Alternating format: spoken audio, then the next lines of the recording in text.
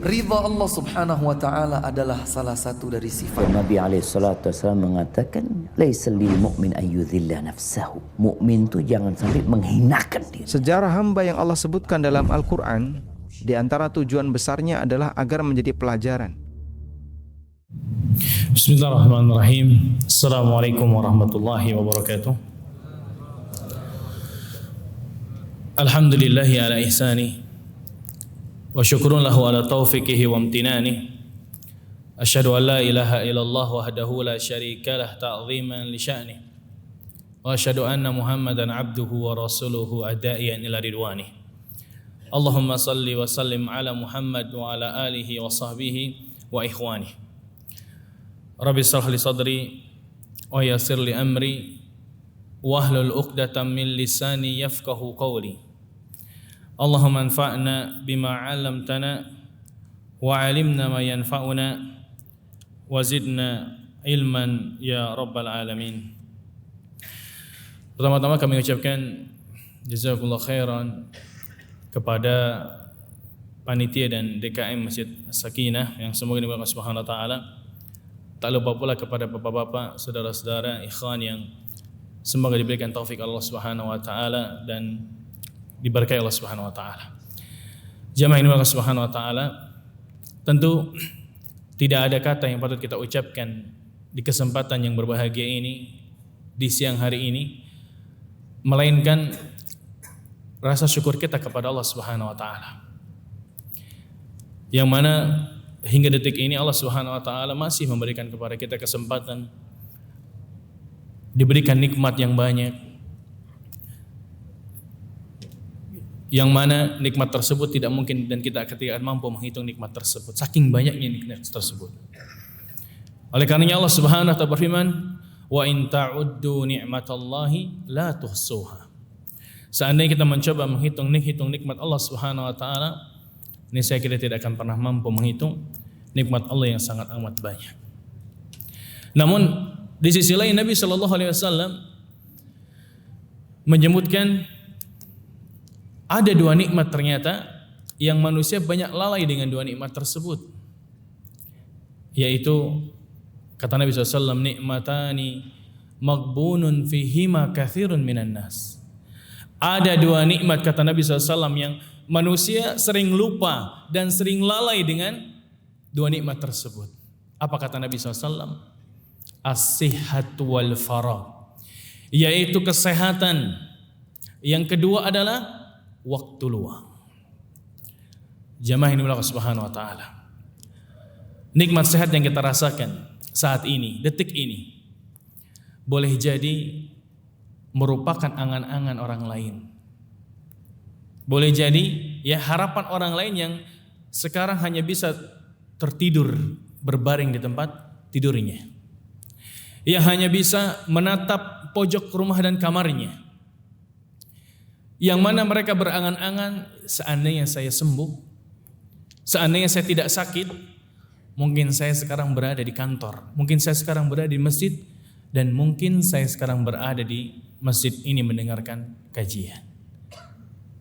Masyaallah muslimin, rahimani wa rahimakumullah. Jadi dengan nikmat sehat ini, ternyata termasuk nikmat yang sering manusia lalai, tertipu dengan nikmat tersebut. Yang mana kalau seandainya Allah cabut saja nikmat ini satu saja, Allah hilangkan sementara nikmat sehat, maka nikmat tersebut akan lebih berasa. Ternyata nikmat sehat itu merupakan nikmat yang patut kita syukuri, jamaah yang Allah Subhanahu wa taala. Jadi terkadang kita akan bisa lebih mudah mensyukuri sesuatu kalau sesuatu itu Allah cabut sedetik saja, sebentar saja, maka kita akan merasakan hal tersebut begitu amat berharga pada diri kita.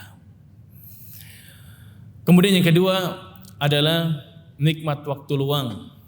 Yang ini juga merupakan modal bagi kita seorang muslim yang mengaku mencintai Allah dan Rasulnya. Maka waktu tersebut ya kita gunakan untuk apa? Apakah waktu tersebut kita gunakan untuk kepentingan dunia semata? Ataukah ada dari waktu yang 24 jam yang kita miliki per harinya, kita senantiasa menjadikan ada waktu khusus untuk mempelajari agama kita, mempelajari din kita yang Allah Subhanahu wa taala turunkan melalui malaikat Jibril kepada Nabi SAW. Ya. Sehingga waktu yang sudah kita diberikan Allah Subhanahu wa taala kita manfaatkan, ada tidak waktu tersebut untuk kita laksanakan untuk beribadah. Ada tidak dari waktu yang 24 jam kita memang khususkan untuk menuntut ilmu Allah Subhanahu wa taala yang begitu amat luas. Karena memang begitulah ilmu yang Allah Subhanahu wa taala. Para ulama mengibaratkan bahwasanya ilmu Allah Subhanahu wa taala amatlah luas. Ya, seperti samudra la sahilalah yang tak bertepi. Sementara ya, ilmu manusia hanyalah seperti jari yang dicelupkan ke samudra tersebut kemudian diangkat, maka tetesan yang terjatuh itulah ilmunya manusia. Yang begitu sedikit, yang begitu enggak layak untuk disombongkan bagi seorang hamba yang Allah Subhanahu wa taala ya berikan hidayah pada dirinya. Masyaallah muslimin rahimani wa rahimakumullah. Itulah dua nikmat yang Allah Subhanahu wa taala berikan yang ada sekarang pada diri kita yang perlu kita syukuri. Dengan cara kita merealisasikannya, dengan cara di lisan kita menyebutkan alhamdulillah Allah berikan nikmat ini ada pada diri kita. Ya. Kemudian kita meyakini semua nikmat yang Allah Subhanahu wa taala berikan itu murni pure dari Allah Subhanahu wa taala, bukan dari kepiawaian kita, bukan karena kecerdasan kita, bukan, tapi dari Allah Subhanahu wa taala. Dan yang ketiga, ya, cara kita merealisasikan nikmat yang Allah Subhanahu wa taala berikan dengan cara kita gunakan nikmat tersebut untuk beribadah kepada Allah Subhanahu wa taala. Terutama ibadah-ibadah yang wajib yang alhamdulillah kita ya masih diberikan keistiqomahan untuk melakukannya. Masyaallah muslimin rahimani wa rahimakumullah. Ya, kita akan membahas di siang hari ini tema singkat, ya, kajian kita tematik yang bertemakan tentang bahayanya hasad. Ya, bahayanya apa? Hasad, jemaah Allah Subhanahu wa taala. Apa sih itu yang dimaksud dengan hasad? Sehingga kita seorang mukmin, ya, bukan Islam itu bukan hanya ya sibuk untuk memperhatikan perkara yang zahir, yang nampak pada diri kita. Namun lebih dari itu, ya, Islam memerintahkan kita untuk juga lebih perhatian kepada perkara-perkara yang batiniyah, yang ada pada diri kita, di dalam hati kita. Nah, di antara penyakit-penyakit hati yang perlu kita ketahui jamaah yang Allah Subhanahu wa taala, yaitu penyakit hasad. Kata para ulama, yang dimaksud dengan hasad, ya, yang disebutkan oleh Syekh Mustafa Al-Adawi, beliau mengatakan al-hasadu huwa tamanni zawalu ni'mati an sahibiha. Hasad adalah dia berangan-angan mengharapkan hilangnya nikmat yang Allah Subhanahu wa taala berikan kepada seseorang. Dia mengharapkan dan dia tidak suka orang lain mendapatkan nikmat yang Allah Subhanahu wa taala berikan. Ini yang dinamakan dengan hasad. Atau bahkan Syekhul Islam Ibnu Taimiyah ya melihat mendefinisikan hasad itu lebih dari itu. Kata beliau, hasad adalah ya karahatul insan ma an'amallahu bihi ala ghairihi. Hasad itu kita hanya tidak suka saja dalam hati kita. Melihat orang lain bahagia, melihat orang lain diberikan nikmat yang Allah Subhanahu wa taala berikan, itu saja sudah hasad, jemaah Allah Subhanahu wa taala. Enggak mengharapkan hilangnya nikmat tersebut yang Allah Subhanahu wa taala berikan kepada orang tersebut. Ya. Jadi kita sadurkan dari kitab Mukhtasar, ya, Kitabul Ilm. Beliau mengatakan, penulis mengatakan al-hasadu la takhlu minhun nufus. Ya, bahwasanya hasad itu bahkan tidak bisa hilang pada jiwa seseorang, itu akan senantiasa ada. Karena hanya sebatas tidak suka saja kita kepada nikmat yang Allah berikan kepada orang lain, itu sudah termasuk hasad. Oleh karenanya Nabi SAW bersabda, "Idza hasadta fala tabghi." Kalau engkau hasad, maka janganlah berbuat zalim. Wa idza dhananta fala tuhaqqiq. Dan kalau kita bersuudzon, atau memiliki dzan prasangka yang tidak baik, maka jangan kita realisasikan. Masyaallah muslimin rahimani wa rahimakumullah. Ternyata ya kita diperintahkan untuk berintrospeksi diri kita. Ada tidak di dalam hati kita benih-benih penyakit hasad? Yang ketika kita melihat orang lain, masya Allah, mendapat beli mobil baru atau beli motor baru. Ketika kita melihat teman kita mendapatkan nikmat itu, ternyata hati kita ngerasa nggak senang, maka ketahuilah, berarti di dalam hati kita sudah mulai terjangkit penyakit yang namanya hasad, dengki, iri. Ya, bahkan kalau sampai waliyadzubillah mengharapkan hilang nikmat yang Allah berikan, ini lebih bahaya. Masyaallah muslimin rahimani wa rahimakumullah. Oleh karenanya tentunya ya kita selaku mukmin ya berusaha untuk memperbaiki diri kita. Berusaha untuk menghilangkan dan membersihkan penyakit-penyakit yang ada di diri kita, di hati kita terutama. Kenapa?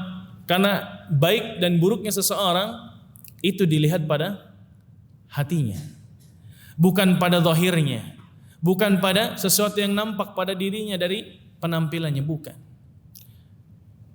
Makanya Nabi SAW mengatakan, ya, inna fil jasadil mudghatan. Ketahuilah di dalam jasad seorang itu ada segumpal darah atau segumpal daging. Fa idza salahat salahal jasadu kulluh. Kalau segumpal darah itu baik, maka bisa dipastikan baik juga seluruh anggota badannya. Namun sebaliknya, fa idza fasadat, kalau segumpal darah itu atau daging itu buruk, fasadal jasadu kulluh, maka jasadnya, badannya itu akan bisa dipastikan buruk juga. Apa kata Nabi SAW? Ala wahiyal qalbu. Ketahuilah oleh kalian, segumpal darah itu adalah hati. Hati jemaah Allah Subhanahu wa taala. Ya. Karena memang Allah Subhanahu wa taala yang dilihat dari seorang hamba itu bukan fisiknya, bukan kekayaannya, bukan kedudukannya. Kata Nabi sallallahu alaihi wasallam, "Innallaha la yanzuru ila suwarikum wa ajsamikum wa amwalikum." Ya, sesungguhnya Allah Subhanahu wa taala tidak melihat harta-harta kalian. Tidak melihat kepada wajah-wajah cantik, paras wajah tampan kita, tidak. Walakin yanzuru ila qulubikum wa a'malikum. Akan tetapi Allah Subhanahu wa taala melihat kepada hati-hati kita dan amalan-amalan kita. Jamaah yang dimiliki Allah Subhanahu wa taala. Tentunya ada beberapa ya kerugian ya atau efek daripada hasad, jamaah yang dimiliki Allah Subhanahu wa taala. Kalau kita diamkan penyakit itu ada pada diri kita, maka kita akan ada beberapa yang terjadi pada diri kita. Artinya kerugian yang akan kita dapatkan. Yang pertama, penulis menyebutkan karahiyatu maqaddarallah. Orang yang hasad itu sejatinya dia tidak suka, dia benci dengan apa yang Allah Subhanahu wa taala takdirkan. Karena rezeki, ya, kebahagiaan seseorang sudah Allah Subhanahu wa taala takdirkan. Bahkan 50.000 tahun sebelum diciptakan langit dan bumi. Jadi sehingga kalau Allah Subhanahu wa taala memberikan nikmat kepada seseorang, kemudian kita enggak suka orang tersebut mendapatkan nikmat tersebut, maka sejatinya kita tidak ridha dengan takdir yang Allah Subhanahu wa taala tentukan, yang telah Allah ya takdirkan kepada seorang hamba. Kemudian ya orang yang hasad juga bukan hanya ya membenci takdir Allah Subhanahu wa taala, bahkan hasad termasuk perangai sifat orang-orang Yahudi. Ya, yang mana Allah Subhanahu wa taala sebutkan di antara ciri sifat orang-orang Yahudi adalah disebutkan dalam surat An-Nisa ayat 54, am yahsuduna an-nasa ala ma atahumullahu min fadlih. Mereka ya hasad orang-orang Yahudi kepada manusia yang terhadap apa yang Allah Subhanahu wa taala berikan kepada orang lain daripada keutamaan Allah Subhanahu wa taala yang Allah berikan kepada orang tersebut. Ya, faqad ataina ala Ibrahim al-kitaba wal hikmah wa atainahum mulkan 'azima. Ya. Pada ayat ini Allah Subhanahu wa taala menyebutkan faqad ataina ala Ibrahim, kami telah memberikan kepada keluarganya Ibrahim berupa Alkitab wal hikmah. Wa atainahum mulkan 'azima, dan kami berikan kepada mereka ya kerajaan yang agung. Masyaallah muslimin rahimani wa rahimakumullah. Allah menyebutkan ya perangai orang-orang Yahudi adalah yang biasa hasad, tidak suka, benci terhadap orang-orang yang Allah berikan nikmat kepada seseorang.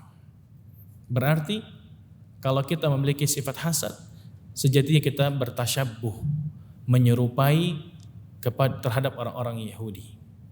Sebagaimana Nabi SAW bersabda, man tasyabbaha biqaumin fahuwa minhum. Barang siapa yang dia bertasyabbuh, menyerupai suatu kaum, ya maka dia termasuk golongan atau kaum tersebut. Masyaallah muslimin rahimani wa rahimakumullah. Kemudian bahaya ya dari seseorang memiliki sifat hasad adalah bahwasanya seorang yang hasad itu menunjukkan keimanannya tidak sempurna. Kenapa dikatakan tidak sempurna? Karena Rasulullah sallallahu alaihi wasallam bersabda, la yu'minu ahadukum hatta yuhibba li akhihi ma yuhibbu li nafsihi. Tidaklah sempurna keimanan seseorang sampai dia mencintai saudaranya ya sebagaimana dia mencintai untuk dirinya. Nabi SAW menyebutkan ya kesempurnaan iman seseorang itu kalau dia mencintai ya orang lain sebagaimana atau menginginkan orang lain mendapatkan nikmat sebagaimana kita ingin mendapatkan nikmat tersebut. Dan ini bertentangan dengan orang yang hasad. Karena orang yang hasad berkebalikan. Dia malah membenci ya nikmat yang ada pada orang lain yang Allah berikan. Maka orang yang hasad imannya senantiasa apa? Berkurang dan tipis. Karena dia membenci terhadap apa yang orang lain mendapatkan nikmat yang Allah Subhanahu wa taala berikan. Dan juga orang yang hasad juga dia sejatinya akan menambah kesempitan hati dada dia. Setiap kali dia melihat orang lain mendapatkan nikmat, maka setiap itu pula dia hatinya sempit, hatinya gelisah. Karena dia ingin mendapatkan nikmat yang Allah Subhanahu wa taala berikan kepada orang lain, namun dia tidak mendapatkannya. Dan gak ada manfaatnya seseorang yang hasad. Ya. Apakah seorang yang hasad ketika dia benci sama orang lain mendapatkan nikmat lalu nikmat itu berpindah pada dirinya? Tentu tidak. Ma'asyiral muslimin rahimani wa rahimakumullah. Ya. Tentunya ya banyak ya hal-hal yang merugikan bagi orang-orang yang hasad. Orang-orang yang tidak menyukai ya nikmat orang-orang lain yang mendapatkan nikmat. Dan ketahuilah yang namanya hasad itu hanya terjadi kepada yang selevel, yang sekufu, yang sama kedudukannya. Gak ada ceritanya orang tukang bakso ya hasad sama tukang beca, ya gak ada. Pasti tukang bakso itu hasadnya sama tukang bakso. Seorang karyawan hasad pasti dengan karyawan. Seorang atasan pasti hasad dengan atasannya. Bahkan seorang ustadz juga hasad terhadap ustadz yang lain. Seorang syekh juga hasad kepada syekh yang lain. Makanya ya, hasad itu ya, hampir senantiasa ada pada diri seseorang. Namun apakah kita mau merealisasikan, kita menzaliminya ataukah tidak? Ya.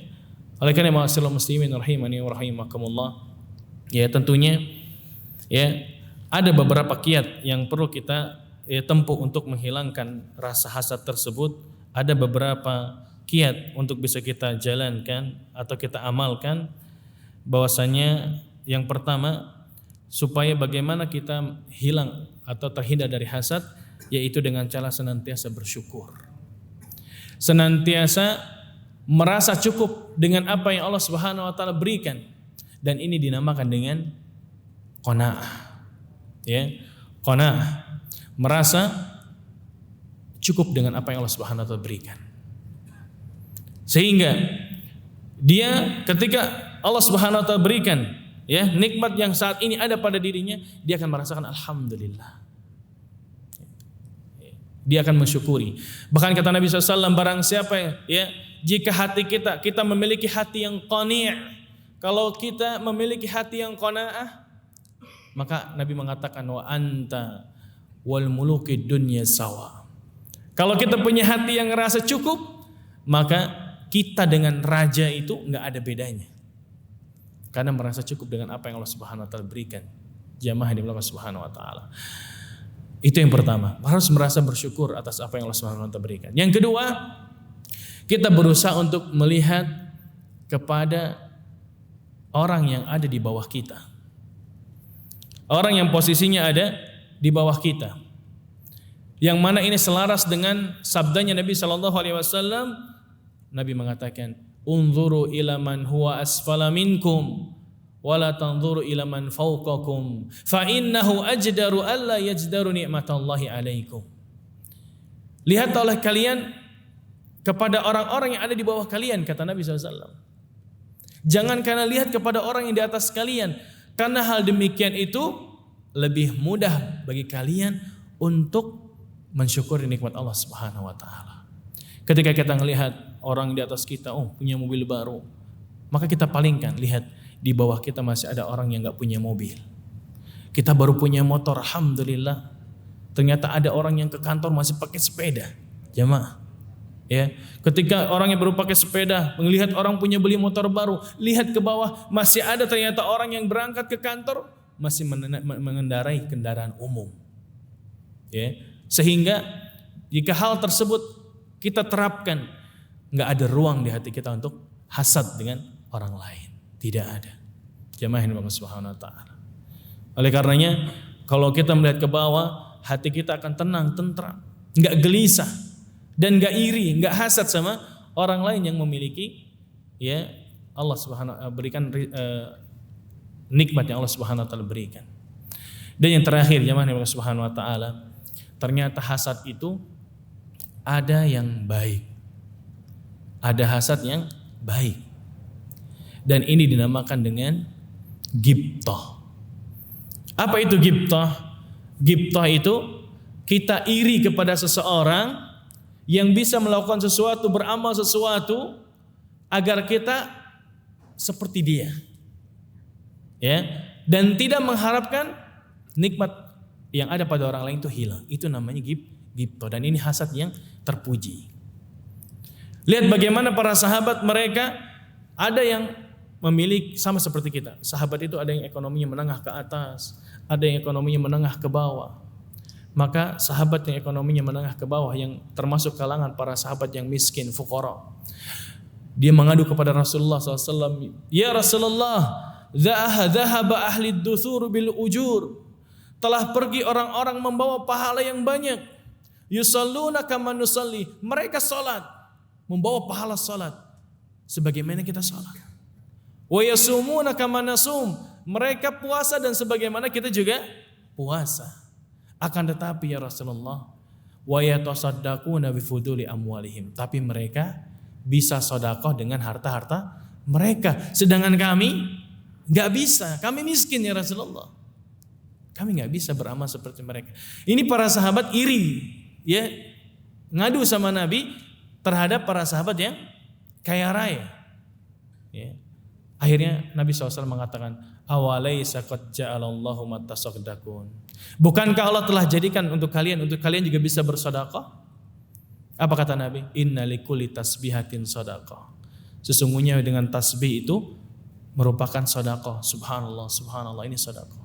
Wa likulli tahmidatin shadaqah. Setiap ucapan alhamdulillah, alhamdulillah itu sedekah. Wa likulli takbiratin shadaqah, dan setiap ucapan Allahu akbar itu sedekah. Wa likulli tahlilatin shadaqah, dan setiap ucapan la ilaha illallah itu sedekah. Barulah sahabat itu tenang. Oh, ternyata kita bisa bersaing. Kita bisa juga menyaingi pahala orang-orang sahabat yang kaya raya, yang mereka bisa berinfak, bersedekah. Kita bisa berzikir. Sehingga para sahabat dahulu memahami sedekah itu itu hanya dengan harta, dengan uang. Ternyata tidak, jamaah. Bahkan hanya dengan senyumnya kita ke wajah saudara kita merupakan sedekah. Wa tabassumu kali wajhi akhika laka sadaqah, kata Nabi. Engkau senyum kepada saudaramu itu sudah sedekah. Ya. Maka hadis ini menunjukkan ya kita dianjurkan harus memiliki sifat ghibthah, hasad yang terpuji, yang kita ingin seperti orang lain. Orang lain berangkat umrah, kita iri, kita pengen umrah seperti dia. Orang lain sudah haji tahun ini, saya bertekad, saya minta sama Allah, saya ingin haji tahun depan. Ini iri yang terpuji, jamaah Allah Subhanahu wa taala. Ya, sehingga kita bukan salah ya dalam melihat, memandang kepada hal-hal yang Allah Subhanahu wa taala tidak ridhoi.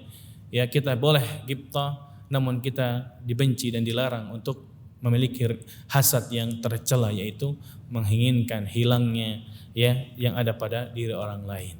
Ya, semoga Allah Subhanahu wa taala memudahkan kita untuk terhindar dari penyakit-penyakit hati yang lain, terutama penyakit hasad ini, ya, sehingga hidup kita lebih tenang, sehingga nggak ada ekspektasi kita untuk bisa ya menyaingi, ya, ingin mengharapkan nikmat yang ada pada orang lain dan beralih kepada diri kita. Ya, semoga yang sedikit ini bermanfaat, terutama untuk diri Anda pribadi dan juga untuk jamaah dan bapak-bapak ikhwan sekalian. Semoga Allah Subhanahu wa taala senantiasa membimbing kita untuk senantiasa berada di jalan hidayah, senantiasa berada meniti di jalan sunnahnya Nabi sallallahu alaihi wasallam. Ya, mungkin ini bisa kita sampaikan dan kita akhiri dengan doa kafaratul majlis. Subhanakallahumma wa bihamdika asyhadu an la ilaha illa anta astaghfiruka wa atubu ilaik. Assalamualaikum warahmatullahi wabarakatuh.